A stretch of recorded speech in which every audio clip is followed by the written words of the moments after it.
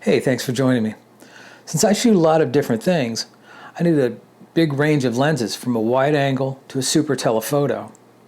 And being a bit of a gadget nerd, I welcome any chance to shoot any lens I can get my hands on. So I was super excited about the Tamron 18-400mm lens for the Canon. Lenses that go from very wide to super telephoto often compromise on quality, but the question is how much? If this lens was at least as good as the kit lenses, it would be a great all-in-one replacement. It could be the only lens that the average shooter would ever need. So I logged into lensrentals.com, link is below, and I placed my order.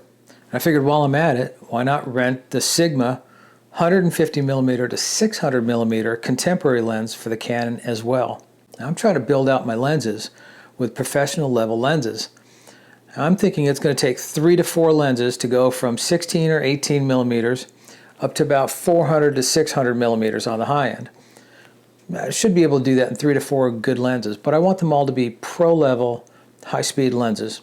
Anything else that I need for those one-off shots, I can rent.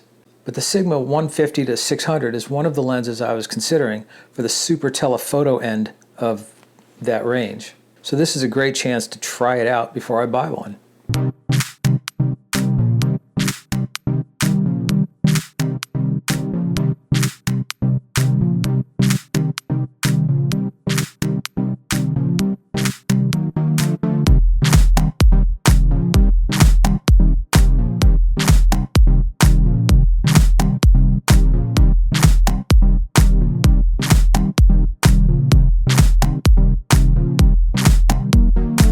So the Tamron 18-400mm is advertised as having an EF mount.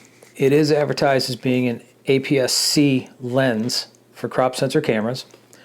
But I thought, who knows, maybe I'll luck out. It may not be the best lens for the full frame, but maybe it'll work. So I was really excited when it fit. Unfortunately, while it physically fits, the Tamron really was designed for the crop sensor. The full-frame sensor makes the picture round with a big vignette-like circle around it. Honestly, it's a cool effect for about 2 pictures, and then it's too much. If that's your style, you'll love it. Otherwise, the Tamron does not really work on a full frame. Fair enough, they didn't advertise it as such. For me, sharpness is almost everything. So my very unscientific test involves a butterfly ornament in my backyard. I took my kit 18 to 135mm lens and my kit 55 to 250mm lens and the Tamron out into the yard. I put the Canon 77D on the tripod. Image stabilization was turned off and no lens hoods were used in the shooting of these pictures. I shot at 18mm on the kit lens and shot at 18mm on the Tamron. I took 2 shots at each, one manually focused and one with autofocus. Before the comparison, I would select the sharper of the two to represent the lens at that magnification. I then shot the same set at 250mm, since I had no Canon lenses that would go to 400mm. Overall, the results at 18mm and 250mm were pretty similar. At 18mm, the Canon lens seemed to be ever so slightly sharper, but it was so close that I have to admit it was just a judgment call. At 250mm, it was pretty much the same story. The Canon might have been a very little bit sharper, but again, it was little more than that same judgment call. One thing to note is that Tamron was actually at 248mm. I called it close enough. So the plan today was to take these 2 big monster lenses, the Tamron 18-400mm and the Sigma 150 to 600mm, and take them down into beautiful Charleston, maybe catch some morning light action, beautiful sunrise, all that good stuff. I don't know if you can see it from here, but cloudy skies. Oh, and it's raining. So, of course, like any good planner, I have a plan B.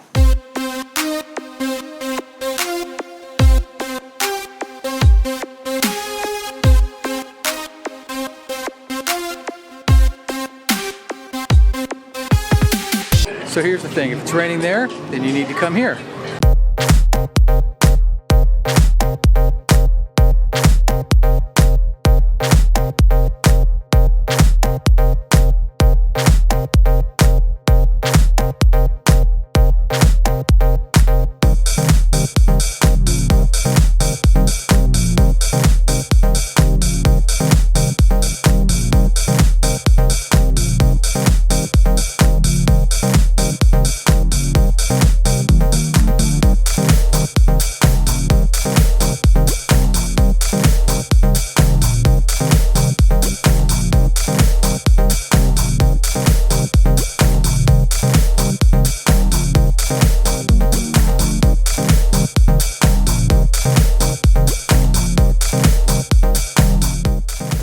lens feels solid, but it wasn't overly heavy. Vibration compensation seems reasonably effective, and the autofocus is zippy and pretty quiet.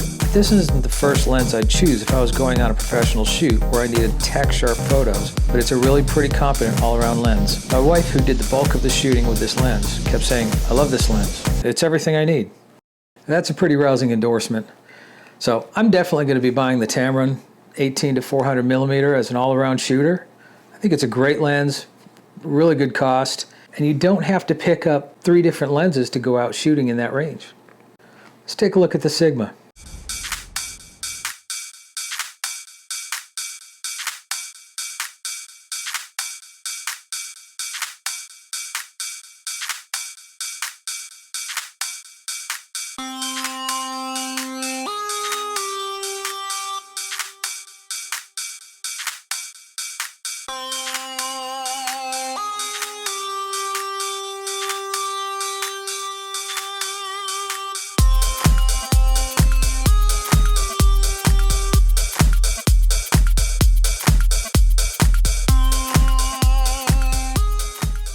So the Sigma 150 to 600mm contemporary lens for the Canon is a really decent lens. I liked it a lot.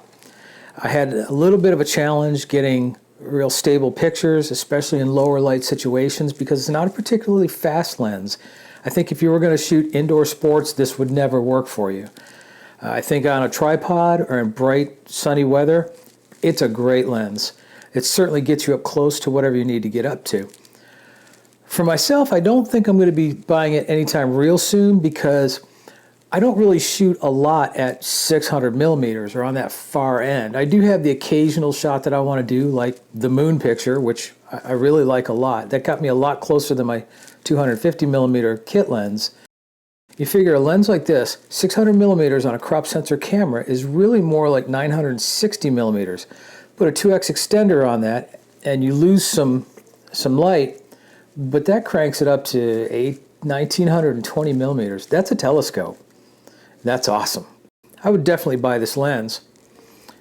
I don't think it's going to be the next lens I buy, or even maybe the one after that, because it's not where I do the bulk of my shooting.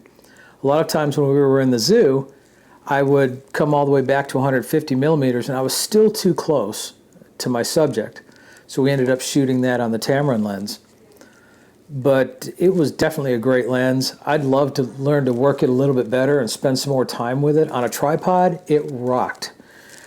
Handheld holding, I'll figure it out. I'll get better at it. For the money, it's definitely a value. It was kind of cool when a guy carrying his younger son was talking about, see the lens? He gets to get up real close with that. And I got a chance to show the young boy the picture of the ostrich head. It was really up close. And it was a cool shot to have, and it was a cool shot to show a younger child.